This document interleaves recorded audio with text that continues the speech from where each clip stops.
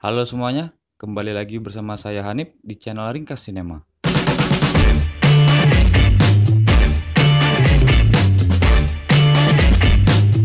By the way, apa kabarnya kalian hari ini? Semoga kita semua selalu sehat dan bahagia sampai akhir hayat. Pada kesempatan kali ini, saya akan coba menceritakan ringkasan alur film yang berjudul Young Adult, rilisan tahun 2011. Film ini berkisah tentang seorang wanita berusia 37 tahun bernama Mavis Gary yang diperankan oleh Charlize Theron yang tinggal di Minneapolis dan bekerja sebagai seorang penulis bayangan untuk sebuah novel serial remaja. Kemudian saat dia mendengar bahwa mantan pacarnya saat masih SMA dulu baru saja memiliki anak, Mavis lalu memutuskan untuk kembali ke kampung halamannya dengan tujuan untuk merebut kembali sang mantan pacar. Berhasilkah Mavis dengan rencananya itu? Dan bagaimana dengan karirnya sebagai penulis bayangan? Temukan jawabannya dengan menonton video ini sampai habis. Tapi seperti biasa, sebelum kita mulai, bagi kalian yang belum sempat untuk subscribe, pastikan dulu kalian menekan tombol subscribe-nya dan nyalakan lonceng notifikasinya. Kalau sudah, saya ucapkan banyak terima kasih dan mari kita mulai ringkas alur ceritanya. Film diawali dengan diperlihatkannya Mavis yang baru saja bangun tidur di apartemennya. Mavis sendiri sudah bercerai dengan suaminya dan tinggal di apartemen kecil bersama dengan anjing peliharaannya. Kemudian saat ia hendak menulis cerita untuk melanjutkan novel serialnya, ia membuka sebuah email yang memberi kabar bahwa mantan pacarnya semasa SMA yang bernama Buddy Slade akan merayakan kelahiran putri pertamanya. Setelah beberapa lama merenungkan email tersebut, Mavis tersadar bahwa dirinya masih memendam perasaan cinta kepada Buddy. Walau sedang dikejar tenggat waktu untuk menyelesaikan seri novel terbarunya, ia akhirnya nekat berangkat kembali ke kampung halamannya di Mercury dan menyusun rencana untuk memisahkan Buddy dari istrinya sekaligus merebut cintanya kembali. Perlu diketahui bahwa Mavis ini dulunya adalah seorang gadis paling populer semasa SMA. Ia sukses dibenci oleh orang-orang karena kecantikan dan kecerdasannya semasa SMA dulu. Hal itu pula lah yang membuat Mavis masih belum bisa lepas dari kejayaan masa lalunya dan masih merasa sebagai seorang gadis yang paling pantas untuk dipuja. Singkat cerita, sampailah Mavis di kota kelahirannya itu. Alih-alih pulang ke rumah orang tuanya, Mavis lebih memilih untuk menginap di sebuah hotel kecil di pinggiran kota. Setelah membereskan barang-barang bawaannya dan membeli beberapa makanan ringan, Mavis kemudian menelpon rumah Buddy Slade, mantan pacarnya semasa SMA. Namun hanya dijawab oleh mesin penjawab otomatis. Merasa bosan hanya berdiam diri di dalam hotel, Mavis lalu memutuskan untuk pergi keluar menuju sebuah kedai kecil yang bernama Woody's yang berada di tengah kota. Sesampainya di depan kedai, telepon Mavis kembali berdering, dan ternyata Buddy lah yang menelpon balik dari rumahnya. Kemudian mereka membuat janji bertemu besok hari di jam 6 di sebuah rumah makan yang bernama Champion O'Malley. Setelahnya, Mavis lalu masuk ke dalam kedai Woody's dan memesan minuman. Tak disangka, di sana ia bertemu dengan seorang pria yang mengaku adalah teman satu SMA-nya dulu. Pria itu bernama Matt. Mavis dengan susah payah akhirnya mengingat bahwa benar pria itu adalah teman satu angkatan dengannya. Sedangkan Matt dengan mudah mengingat Mavis karena kepopuleran dan kecantikannya semasa SMA dulu. Matt lalu bertanya apa tujuan Mavis kembali ke kampung. Mavis pun menjawab dengan berbohong kalau ia sedang ada urusan properti di sana. Mavis yang tak sengaja melihat tongkat bantu milik Matt kemudian menyadari bahwa Matt dulunya adalah seorang korban kejahatan seksual yang sempat viral di masa SMA dulu. Matt dihajar oleh geng nakal di sekolahnya dulu, karena dulunya ia dikira seorang homo. Beberapa saat kemudian Mavis mengajak Matt keluar kedai. Di sana ia memberitahu kepada Matt kalau sesungguhnya ia sedang berencana untuk merebut kembali mantan pacarnya Buddy Slade. Matt merasa aneh mendengar hal tersebut, karena ia tahu kalau Buddy sudah menikah dan punya anak. Ia lalu menyarankan Mavis agar sebaiknya tidak mengganggu kehidupan Buddy. Mavis tak mengindahkan saran dari Matt itu dan lalu pergi meninggalkan Matt dengan menaiki taksi. Keesokan harinya, Mavis yang pada sore hari nanti akan bertemu dengan Buddy kemudian melakukan beberapa perawatan diri agar terlihat lebih cantik dan fresh. Mavis kemudian sampai terlebih dahulu di tempat yang sudah dijanjikan sebelumnya. Tak perlu menunggu lama, Buddy Slade sang pujaan hati pun datang. Setelah sedikit berbincang-bincang, Buddy kemudian pergi ke bar dan memesan minuman untuk mereka berdua. Tak disangka, Matt yang Mavis temui malam tadi ternyata bekerja di tempat itu sebagai manajer operasional. Buddy yang datang dari bar setelah memesan minuman kemudian mengajak Matt untuk minum bersama mereka. Namun karena dipelototi terus oleh Mavis dari tadi, ia lebih memilih untuk menjauh dari mereka berdua. Di halaman parkir kafe, ketika Buddy hendak pulang, ia menceritakan kalau malam besoknya band lokal yang digawangi oleh Beth, istrinya Buddy, akan tampil live di tempat yang sama. Dan ia mengundang Mavis datang ke rumahnya lalu pergi bersama melihat aksi Beth secara langsung. tawaran yang tidak mungkin ditolak oleh Mavis. Setelah balik ke hotel dan mengganti pakaiannya, Mavis lalu mendatangi tempat kediaman Matt. Ia menemui Matt di garasinya yang sedang membuat minuman keras oplosan. Ketika Matt menawarkan minuman yang sudah disimpannya selama 8 tahun, bukannya sedikit mencicipi, Mavis justru menghabiskan hampir seluruh isi botol tersebut. Nggak tahu adatnya anak. Mavis kemudian pergi bersama Matt dan meminta ditunjukkan di mana rumah Buddy bersama dengan istrinya saat ini. Keesokannya Mavis pergi ke sebuah factory outlet untuk membeli pakaian yang nantinya akan ia pakai saat bertamu ke rumah Buddy. Namun karena selera fashion yang terlalu tinggi hingga ia tidak menemukan satu merek pakaian pun yang ia mau. Kemudian ia ke sebuah toko buku dan membeli buku novel yang ia tulis dan ia tanda tangani untuk nantinya ia berikan kepada keponakan Buddy. Setelah selesai berdandan cantik, Mavis lalu langsung pergi menuju rumah Buddy dan ia disambut dengan ramah oleh Buddy beserta istrinya. Sekalipun di hadapan istrinya, tampak sekali kalau Mavis mencoba menggoda Buddy dengan menceritakan betapa mesranya hubungan mereka di masa lalu.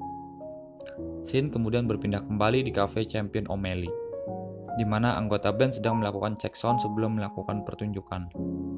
Beberapa dari mereka yang tahu akan keberadaan Mavis kembali di kota itu merasa tidak nyaman dengan kehadirannya di cafe tersebut, terlebih ketika mereka tahu kalau ia datang bersama dengan Buddy dan band.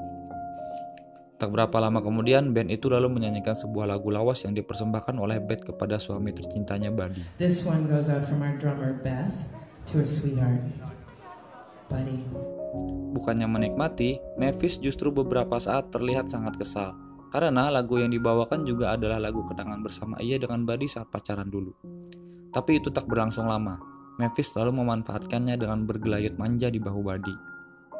Setelah selesai manggung, Buddy yang ingin segera pulang ke rumah ditolak oleh Beth karena ia masih ingin merayakan lebih lama dengan teman-teman bandnya. Mavis lalu menawarkan diri untuk mengantarkan Buddy pulang ke rumah. Sesampainya di rumah, Mavis mencoba untuk lebih intim lagi kepada Buddy dan disambut oleh Buddy dengan ciuman kecil di bibir Mavis. Stres karena kesempatan intimnya tidak bisa berlangsung lama, Mavis yang kali ini ditemani Matt lalu kembali ke kafe dan minum-minum hingga hampir mabuk. Mavis lalu pulang kembali ke hotel dan menabrak lampu jalan ketika hendak memarkirkan mobilnya. Keesokan harinya ketika Mavis sedang sarapan di KFC, ia mendapat telepon dari Buddy yang memberitahu kalau pada hari Sabtu nanti ia akan menggelar acara perayaan pemberian nama putrinya dan mengundang Mavis untuk berhadir di acara tersebut. Sepulangnya dari KFC, Mavis yang berjalan kaki kemudian dihampiri oleh mobil yang berjalan pelan, dan ternyata itu adalah ibunya Mavis. Ia akhirnya dibawa ibunya pulang ke rumahnya. Di kamar masa kecilnya, Mavis melihat barang-barang kenangan masa SMA-nya dulu masih tersusun rapi seperti saat ia tinggalkan belasan tahun yang lalu. Saat makan siang bersama, Mavis yang berdalih bahwa kedatangannya kembali ke kota tersebut untuk urusan properti menceritakan kalau ia sudah bertemu dengan Buddy. Orang tua Mavis yang mendengar hal tersebut merasa akan ada sesuatu yang tidak beres akan terjadi kepada putrinya itu. Mavis kembali mendatangi Matt di rumahnya dengan mengendarai mobilnya ketika masih SMA dulu. Ia lalu mengajak Matt untuk mabuk-mabukan di halaman belakang sekolah. Di sini, Matt kemudian bertanya tentang rencana Mavis untuk merebut Buddy dari istrinya. Mavis selalu menjelaskan kalau ia beranggapan Buddy sebenarnya akan jauh lebih bahagia jika mereka bisa kembali bersama.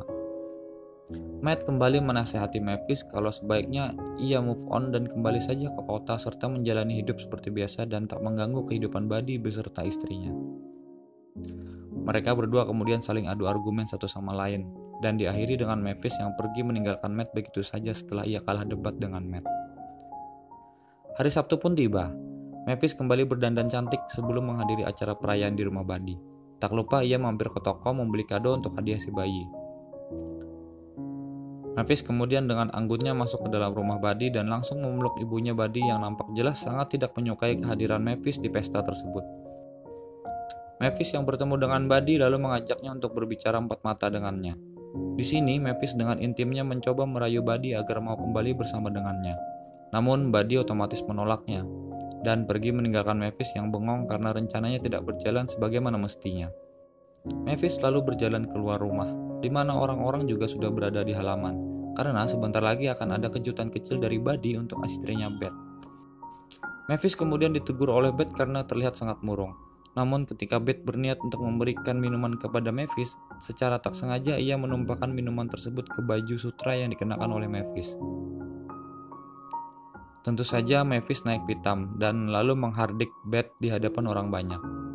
Merasa ia lebih superior dibandingkan Beth, menjadi sebuah kesempatan tersendiri bagi Mavis untuk mencaci maki dan menghina Beth sepuas yang ia mau, tanpa memperdulikan tanggapan semua orang yang berada di situ. Bahkan, kejutan yang sudah disiapkan oleh Buddy untuk istrinya pun akhirnya tak terasa mewah karena insiden keegoisan yang dipertontonkan oleh Mavis saat itu. Semua orang yang berada di situ hanya bisa berdiam diri, tanpa ada satupun yang mau membela Beth, karena pada dasarnya yang dilakukan oleh Mavis hanyalah mempermalukan dirinya sendiri di hadapan orang banyak. Kemudian Mavis akhirnya tahu bahwa yang mengundangnya ke acara tersebut justru adalah Beth, istrinya Buddy.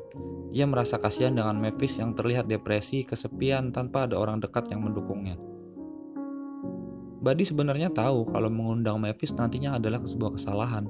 Namun karena itu permintaan istrinya, ia pun menurutinya. Mavis pun akhirnya pergi dari situ sembari memberikan sumpah serapah kepada orang-orang di situ dan juga kepada kota kelahirannya itu. Mavis yang stres lalu pergi ke rumah Matt dan menceritakan apa yang baru saja terjadi kepada dirinya. Ia lalu melampiaskannya dengan berhubungan intim bersama dengan Matt. Pagi harinya, Mavis yang pergi ke dapur berbincang dengan adik Matt yang bernama Sandra. Ia menceritakan tentang pergolakan batin yang selama ini ia alami. Mavis merasa hidupnya tak lebih bahagia dibandingkan dengan orang-orang yang berada di kota kelahirannya itu. Sedangkan Sandra justru berpikir sebaliknya. Banyak orang-orang yang iri dengan keberhasilan yang diraih oleh Mavis semenjak ia merantau ke kota. Pada akhirnya Mavis adalah seorang wanita yang bertingkah tak ubahnya seperti seorang remaja yang belum menemukan kebahagiaan namun mengambil jalan yang keliru dalam mencari kebahagiaan itu sendiri. Ia lalu memutuskan untuk kembali ke Minneapolis dan melanjutkan kehidupannya sebagai seorang penulis. Dan film pun selesai. Banyak hikmah yang bisa kita ambil dari menonton film ini, khususnya dari karakter Mavis Gary yang diperankan dengan sangat apik oleh Charlize Theron. Karakter antihero yang membuat kita sebagai penonton dibuat bingung, apakah harus menyukainya atau justru membenci dan kasihan. Sosok Mavis Gary mungkin saja ada di kehidupan kita sebenarnya, hidup dan menjelma di sekitar kita. Atau bahkan kita justru adalah orang yang termasuk memiliki sifat seperti Mavis Gary dalam film ini. Semuanya kembali kepada diri masing-masing bagaimana harus mengambil kesimpulan dan bersikap. Karena menjadi tua itu adalah sebuah kepastian, sedangkan menjadi dewasa itu adalah sebuah pilihan. Sekian dulu video dari saya. Jika kalian suka dengan video ini, silahkan tekan tombol like. Saran dan kritik dari kalian juga saya tunggu di kolom komentar. Dan terima kasih juga kalau kalian berkenan untuk subscribe channel ini. Mohon maaf jika ada salah kata dan cara penyampaian saya yang kurang berkenan di telinga kalian, dan sampai jumpa di video berikutnya.